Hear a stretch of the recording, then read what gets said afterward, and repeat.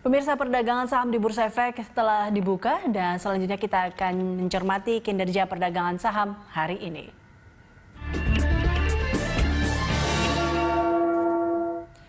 Dan untuk mengetahui pergerakan saham hari ini, kita akan membahasnya bersama dengan analis Arta Sekuritas Dennis Christopher Jordan. Terima kasih Mas Dennis telah bergabung bersama kami.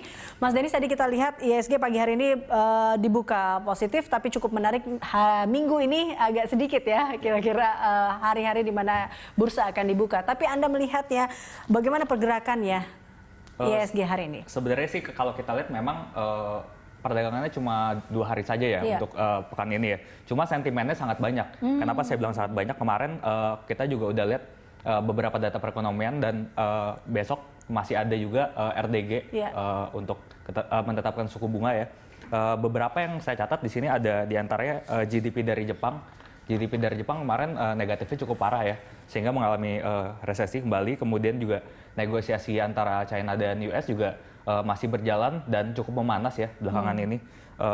Kemudian dari Indonesia sendiri dalam negeri ada rilis data balance of payment, kemudian balance of trade dan RDG untuk besok ya. Jadi saya rasa meskipun sedikit hari perdagangannya, tapi sangat banyak sentimen sehingga ini akan sangat dicermati oleh investor. Oke, nah ini juga nggak sih menjadi sebuah peluang positif karena kita lihat pasca hari ulang tahun Indonesia 17 Agustus kemarin, Anda melihat juga nggak kira-kira pergerakan IHSG di akhir tahun akan seperti apa? Karena kita lihat kemarin speech-nya Presiden Joko Widodo cukup membuat pengaruh juga. Ya, sebenarnya kalau kita mencermati dari pidatonya Pak Jokowi ya, Pak Jokowi ini lebih bicara bagaimana di tahun 2021 kondisi Indonesia gitu ke depannya. Bagaimana bisa mendorong pasar juga, mendorong kepercayaan investor. Cuma di sini yang harus kita perhatikan adalah ketika Pak Jokowi berbicara tentang GDP tahun 2021 gitu, ada pertumbuhan mungkin bisa di atas 5% lagi ya, seperti tahun-tahun sebelumnya. Yang kita harus cermati adalah bagaimana kondisi perekonomian kita sampai akhir tahun ini gitu. Jadi ketika kalau perekonomian kita di kuartal 3 nanti mengalami resesi, justru ketika di 2021 kita mengalami pertumbuhan, bukan berarti ini menggambarkan suatu ekonomi yang baik gitu. Karena di tahun 2020-nya ekonomi kita buruk gitu. Oh, jadi bukan sebuah prestasi lah bisa dikatakan seperti itu. Bukan sebuah prestasi seperti itu. Tapi ketika nanti kita bisa selamat dari resesi di kuartal 3, ini menjadi suatu yang sangat baik seperti itu. Oke, berarti kalau terkait dengan asumsi tentang bisa dibilang tentang makro tahun 2020 yang disampaikan oleh Presiden Jokowi, menurut Anda ini masih cukup realistis jika memang berjalan baik atau seperti apa? Ya, saya rasa cukup realistis, tapi harus kita cermati bagaimana sampai akhir tahun ini. Oke, tapi Anda melihatnya juga di akhir tahun ini IHSG akan bergerak seperti apa? Saya rasa masih mix dan masih ada peluang untuk turun ya, karena melihat sentimen-sentimen dan data-data perekonomian belakangan ini masih cukup mengkhawatirkan. Cuma ada sisi positif di mana kalau kita lihat data-data di antara bulan Juli dan bulan Juni kemarin itu ada peningkatan setelah memasuki masa PSBB transisi ya, di mana tadinya beberapa bulan sebelumnya aktivitas perekonomian ini sangat terbatas, tapi sekarang aktivitas perekonomian sudah mulai berjalan. Termasuk salah satunya adalah yang terdampak sektor retail. Nah, kali ini sektor retail Anda melihatnya seperti apa? Sektor retail saya rasa mulai ada recovery ya dari aktivitas-aktivitas, kemudian juga dari konsumsi dari sektor retail juga.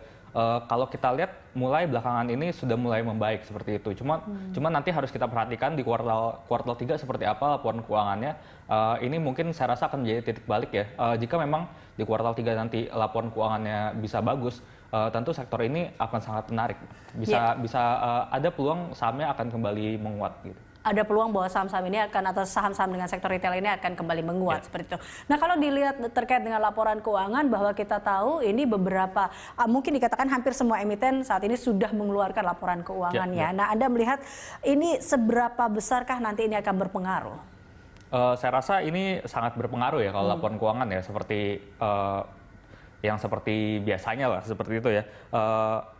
Cuma berpengaruhnya seperti apa? Sebenarnya kita lihat itu di sini lebih ke bagaimana aktivitas-aktivitasnya gitu. Jadi karena kalau laporan keuangan itu kan sebenarnya menggambarkan apa yang sudah terjadi sebelumnya gitu. Iya, di kuartal 2 kemarin. Tapi ketika kita berspekulasi atau membeli saham, investasi kepada suatu saham, itu artinya kita harus melihat bagaimana ke depannya perusahaan ini, emiten ini seperti apa gitu. Maka dari itu kita harus lihat kondisi-kondisi yang ada seperti misalkan penjualan retail. Penjualan retailnya sekarang seperti apa. Kita harus mencermati apakah masyarakat sekarang konsumsinya sudah mulai naik untuk sektor retail seperti itu. Oke, baik. Kalau rekomendasi saham Anda untuk 2 hari perdagangan ini seperti apa? Sebenarnya kalau saya lihat dari sektor ini yang masih cukup menarik adalah sektor media. Sektor media seperti SCMA, kemudian MNCN, ini masih cukup menarik. Kemudian di luar itu saya juga mencatat sektor komoditi juga masih cukup menarik ya, terutama dari kelapa sawit, harganya juga beberapa bulan terakhir naiknya cukup signifikan. Kemudian dari minyak seperti Medco dan Elsa juga cukup menarik ya. Oke, baik Mas Dennis, terima kasih telah bergabung bersama kami. Pemirsa, Dennis Christopher Jordan, analis Arta Sekuritas.